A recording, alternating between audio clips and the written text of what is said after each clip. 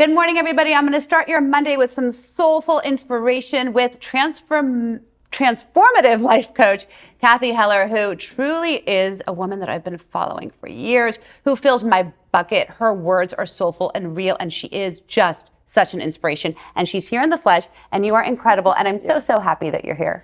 I love you. You're like magical stardust. Your signal is so powerful and gorgeous and strong, and it like awakens all these women to find that inside themselves. It's great. It's so great. It's what you do. And having you here, I mean, this is what the show is all about. I bring in people here who inspire, who empower, and you really live your life. You are just authentic and you're real in everything you do. And you've dedicated your life to really just empowering women to live their best lives, to not cut themselves short. Like you just walked in and someone commented about your shoes and how they wanted to buy those shoes, but that those shoes didn't suit them. And you said, what do you mean? Go buy 2 of them.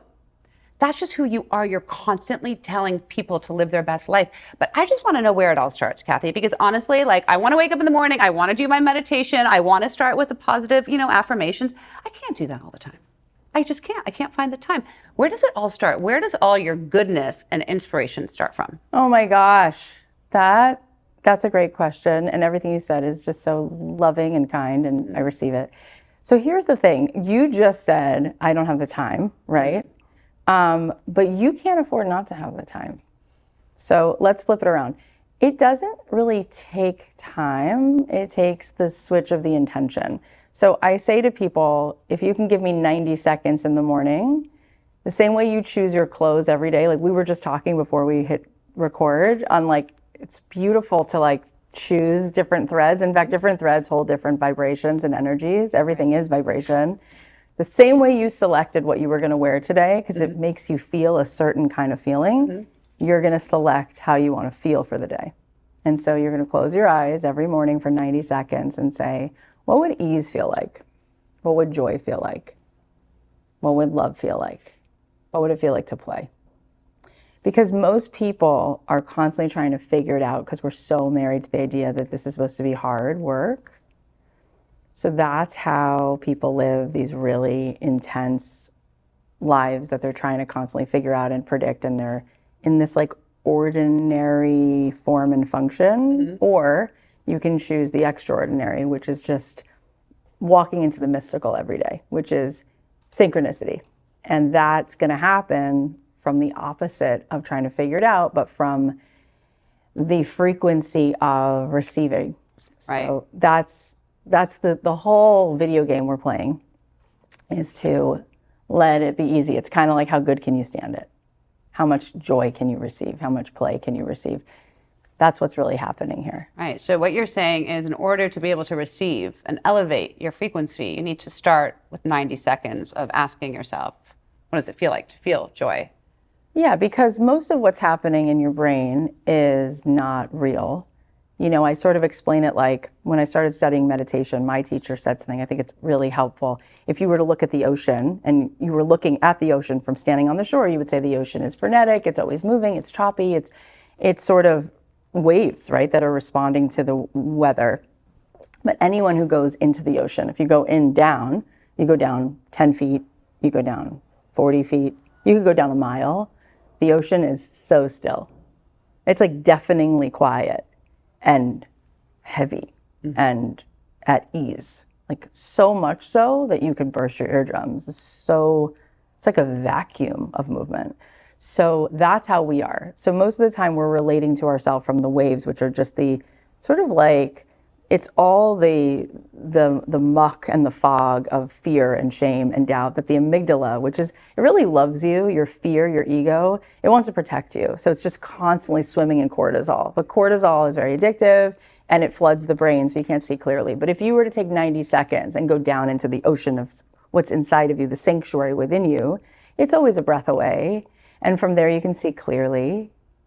And from there you come back to the oneness, which is like, the ego has a story of separation, but like if everything's made of vibration, then you're not you and I'm not me, we're just us. Right. So that's really what Einstein said, is that we perceive the world in 3 dimensions, but that's not true. The world is all vibration and atom is mostly energy. So there is no separation. There's no separate one wave ends and one wave begins. So then we can kind of go into okay, so this is all about elevating my frequency so I can just bump into the blessing. Right. Which is why when you walk into a space, I'm so drawn to you. It's because of your vibration. It's because of your frequency. It's so elevated because of who you are that I just want more of you. And when we become that way, people will want more of us and things just continue to open. Right. That's right. When I was living in Jerusalem, so I grew up totally secular. I knew nothing about spirituality, nothing about religion, nothing. And I wound up going on the very first Birthright Israel trip. I wasn't even going to go, but my friend was like, just go. It's a free trip to Jerusalem. It's New Year's. It was Y2K. It was like we were there for January 1st of 2000. We were there for that New Year's trip. So we went and it was great, but I didn't have that spiritual teaching. It was just like like being in the land. And then on the very last day of the trip, there was a class and it was taught by this like guy who had been a Buddhist, rabbi, therapist, Jew, like all those things. And I was like, that sounds interesting. And he put the word Shabbat on the board. And he said, the first time the word Shabbat, which is the Sabbath, is used in the Torah, in the Old Testament, is when Abraham is meditating. And he says, so when Abraham meditated, God appears. So he said, really the idea is that 24 hours out of your week, you get still so that the veil comes down and the divine, which is inside of you and all around you, like appears to you. So I said, what is this? So I came back. I thought I was going to go back for the summer. I stayed for 3 years and I met this incredible rabbi who's my teacher, Rabbi David Aaron. I talk about him all the time on my show. He's featured in my book. He's like the Jedi, teacher in my life. And he said to me that the word Kabbalah comes from the word likabel, which means to receive. And so it's not about the law of attraction, it's the law of reception. And so everybody's a radio and the music is always here. Like right now, if I had a radio, right, the music is here already, hidden in plain sight, but I need a certain frequency to allow myself to receive that frequency. And then you can tune the radio to different places. That's literally what's happening. And so the more we are available for more expanded consciousness, more joy, then the synchronicity it just shows up. You don't have to do much. That's so beautiful because so many women now, especially, I would call myself, I'm now midlife, okay? So many women. You're younger than I am. I'm 44. That's like right in the middle. Okay. Yeah, so midlife, which is a crazy thing to say, right? But I mean, this is what you do for a living. So you hear it all the time. Women come to you every day and probably say, Cathy, I want to find purpose. I don't know my purpose. I don't know where to go from here. And you're just saying to quiet your mind and let yourself receive it all. It'll all come to you. But if we don't allow ourselves to be quiet, like go to the bottom of that ocean and allow ourselves to receive, we won't know what our purpose is. We won't be able to achieve all the things that we could possibly achieve. I will also say that we're so bought into certain systems of what achievement looks like. Yes. The Torah says that the world is standing on 36 hidden tzaddikim. 36 righteous people are like shaking the heavens, like actually keeping this world spinning. People ask me all the time, what do I need to do? I want to achieve that. What do I need to do? And the better question is, who do I need to be? It's the being. It's the resonance, right? When you walk into a guitar store, if there's 50 guitars on the wall and you take one guitar down and you pluck the C string on this guitar, the C string on every other guitar vibrates just because it's in resonance. So resonant people are moving the field. In fact, we can measure that now. So when I was studying at UCLA, you can actually see it. If you were to take a stone and throw it into the water, it'll make a little ripple. But if you were to take a really big boulder and throw it into the water, it makes a bigger ripple. So when we have a coherent, open-hearted, joyful, loving energy, we make a ripple that actually goes out 9 meters. And so we're impacting the whole ecosystem, right? What Rabbi Aaron says, you're someone because you're some of the one. So you're in this oneness, right? So as one wave rises, the whole. So the achievement thing is like, where are you headed? Where are you going? What are you rushing to? Like the idea is your job is to open your heart. The most powerful person is the most loving person. That's it. So you're already fulfilling your purpose when you open your heart. That's it. And there's an infinite amount of ways that you will find that you're needed every day to touch someone else's life. People think they're here to like change the world.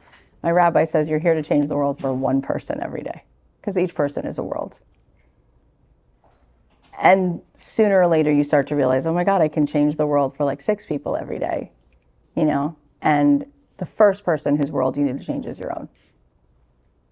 And from there, it's like, wow. Wow. I mean, you're just like speaking to me, and I'm physically feeling your energy. Like it's such a beautiful thing because your heart is so open, because of who you are, because your teachings and everything you say is just so real. It's so authentic. You're living it every day. Like I asked you, I said, so like, what are you, like transformative life coach? You're like, no, I just am. I just am. I'm not even trying to be pretentious about it. I just don't call myself anything, and I don't know what to call myself. I just hang out. But it sounds like I'm trying to even be like humble bragging. It's like, you're right. I don't know. I don't identify so much with this avatar that I'm playing. Well, I just want to serve the creator. And you are, but that's what you're doing. So are you. But that's what you're doing. You're so good at it. If we could all and you're such a great mother.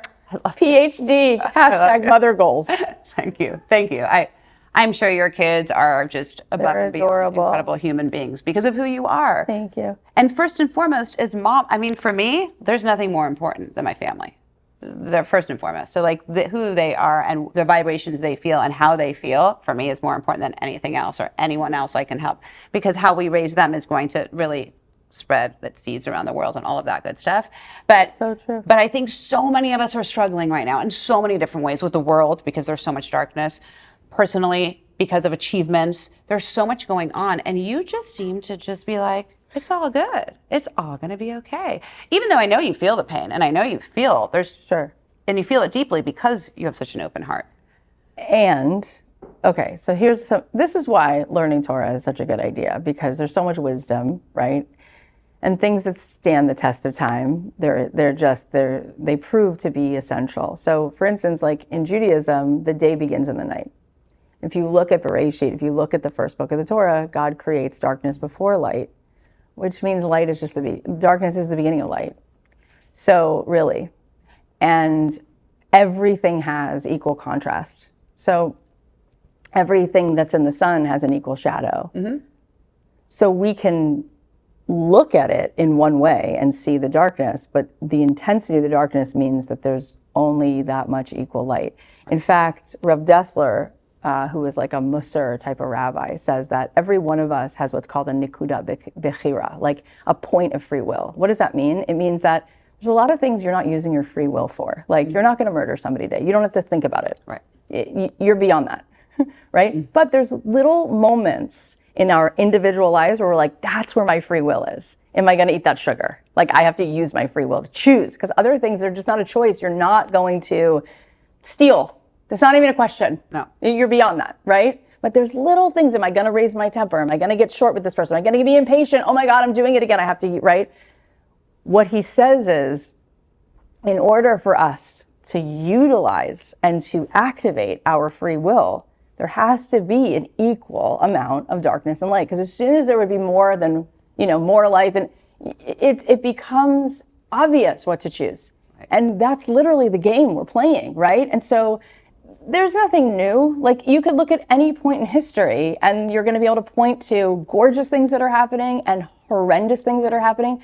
That's not new. In fact, if anything, there's so much consciousness right now that the darkness is even more dysregulated. I love that. You'll find the positive to everything. But literally, I mean, you walk into a bookstore, the biggest section is the self-realization, the self-help. There's a yoga studio on every corner. Like people are so available for these quantum shifts. No one was talking about that 50 years ago. Not at all.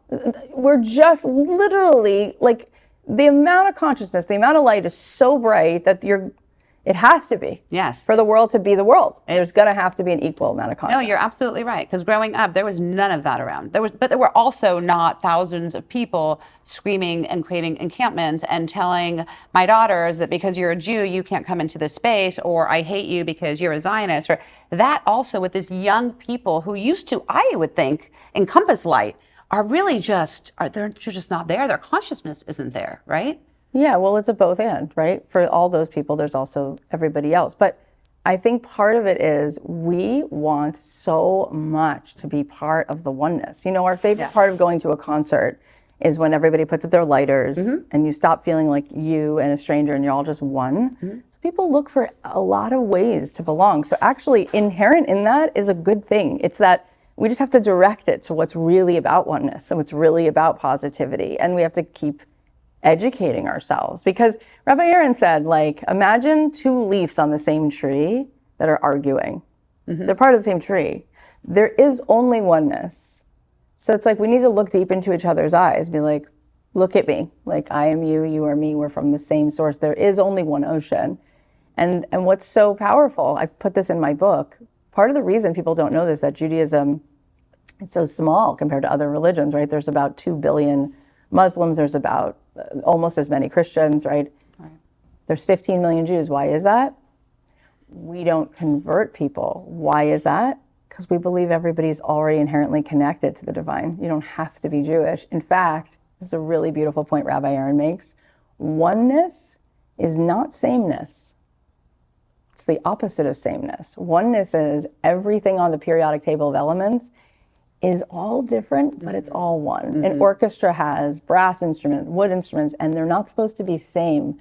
The oneness is that there's a harmony, that each individual one creates the oneness of the all, because it's supposed to be different colors of this frequency of light, like red, orange, yellow, green. We're not supposed to be same. And so that's inherent in Judaism. The big mic drop of Abraham was God is oneness. We are all one, right? And when you close your eyes, you see so much further than with your eyes open. So we have to keep seeing and knowing what that is. And every time we sort of listen to anything that's about separation and control, when people get angry and controlling, control is fear. Yes. When people are, it's like the King Solomon story, right? Where they're like, which is the mother? You know, there's these two mothers who say the baby is their baby. And eventually King Solomon says, fine, we'll cut the baby in half, right? As like a joke.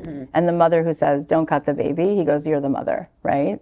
So there is a way in which it's so obvious when you're really looking through the eyes of love, which is the only truth there is, it's obvious where the resonance is.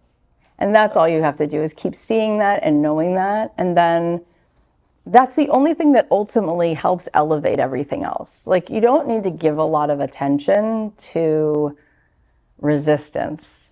There will always be resistance. In fact, you know what's so great about resistance, whatever the resistance is? Contrast like that, it creates your preference. It shows you, it's like, if you have these two riverbanks, it shows you how to get back to the middle. Right. So in a way, it's always a blessing to have these extremes, because then you get back to like, oh, this helps me see, this being triggered is good. It's good for me, because it like October 7th created so many Zionists, so many, like that's what happened. So it's like, there's always the contrast creates, you know, people out of nowhere were like, oh my God, I know that like I'm Jewish, but I'm not connected. All of a sudden they're like so Jewish, right?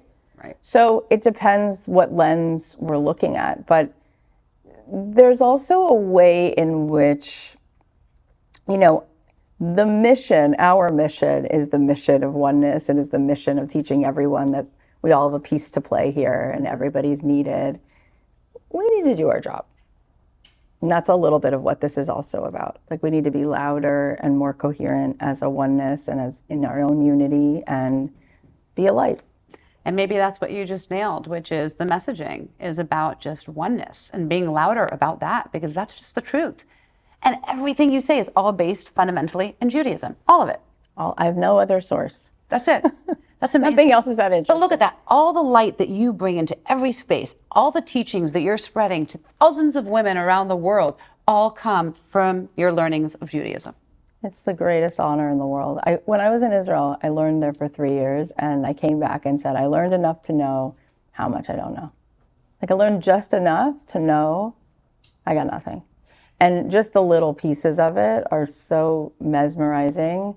They speak for themselves. Like, if I share it with people, I had Deepak Chopra on the show, and the first time we met, I said, what's the meaning of life? And he said, the Ein Sof. It's Hebrew. He said, the endless light. He said, Kath, you know this. He said, but you are the divine pretending to be a person.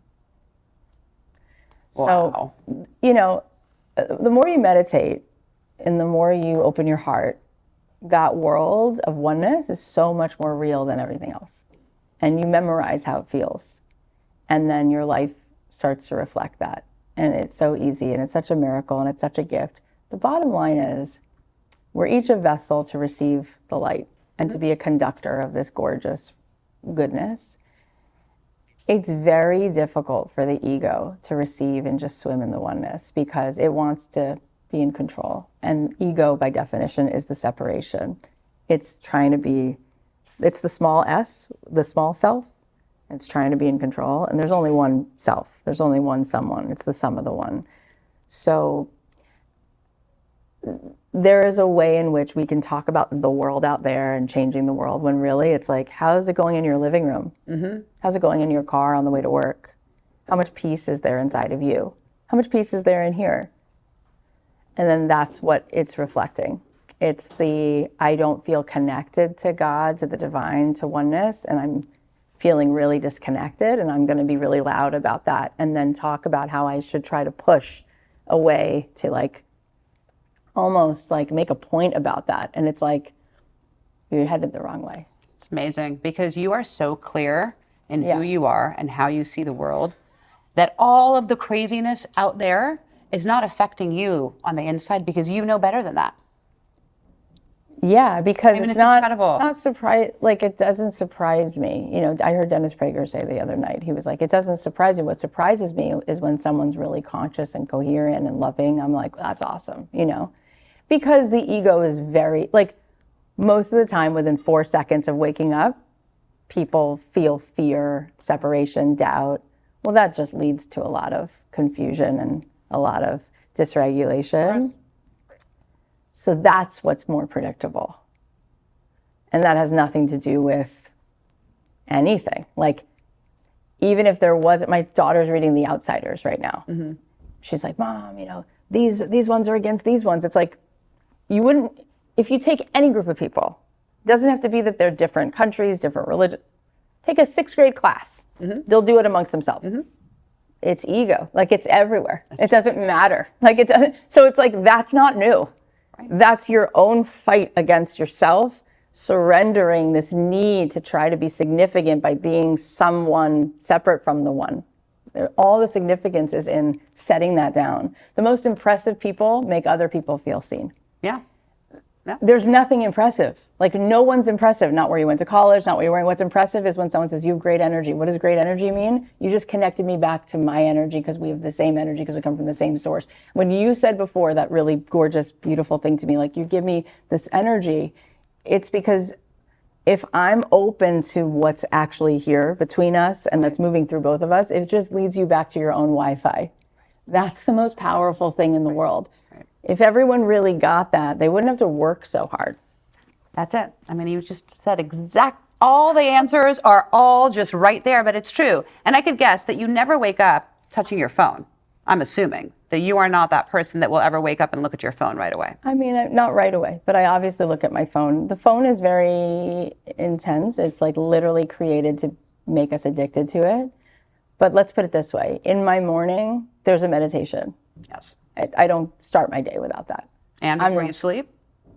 There's some version of that. Look, when we wake up in the morning, we say Modani. We thank God for returning our soul to our body. But what's amazing about that prayer is the end of that prayer is, thank you for having the faith in me, right? Because the idea is the fact that we are knowing that we're needed, it's huge.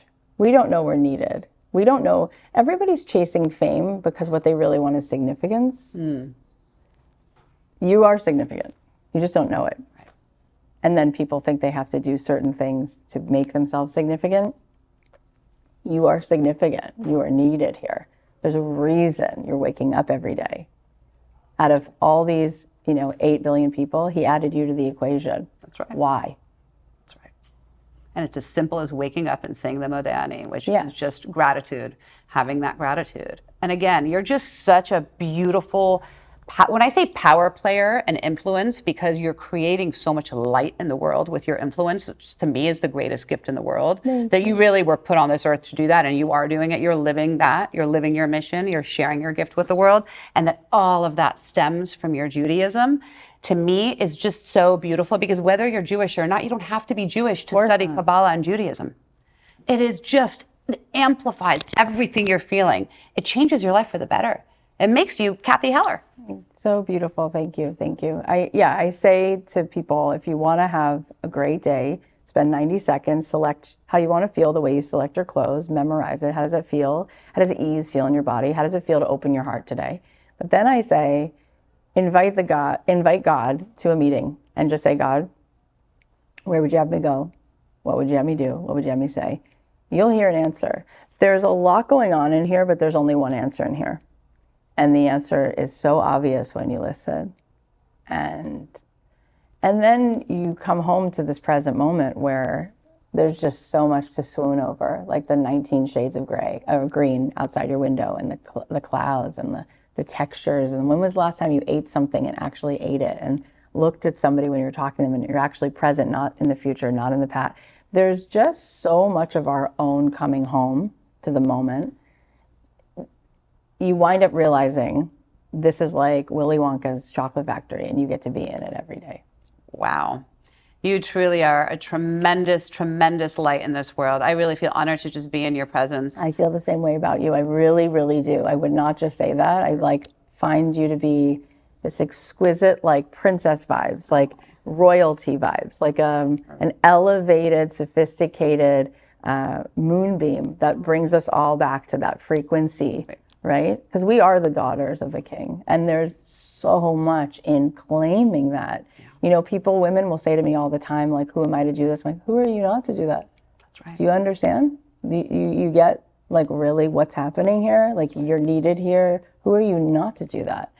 Rabbi Aaron says everybody's born with, let's say, a bag of stuff, and something in the bag is broken, which is beautiful. That's what you're here to fix. Yes. But something is, like, extraordinary. Mm-hmm. And you have to own both. You have to let go of the shame about what's broken. We all have something flawed. It's what makes us awesome. In fact, my friend who's a screenwriter said, if you want to make the audience hate someone in a movie, make them perfect. If you want the audience to love the character, make them flawed. Right. We're all flawed. It's what's gorgeous about us. But also we have to own, oh my God, there's this thing I just do well. It's a gift. Just say thank you and use it. You bring that out of people. Oh. Thank you. Thank you. I can't wait for your book in December. Me too. I can't wait. I can't wait. Leave us with one bit of advice. Look in that camera. Tell everybody one thing you want to share with them today before you leave. You are a masterpiece. You're a piece of the master. Wow. Cathy Heller right here live in the studio. Thank you. Thank you for being here. Thank you for all the great work that you do. Thank you. I receive it. Thank you. Thank you. We'll see you all next time right here on Moms Matter.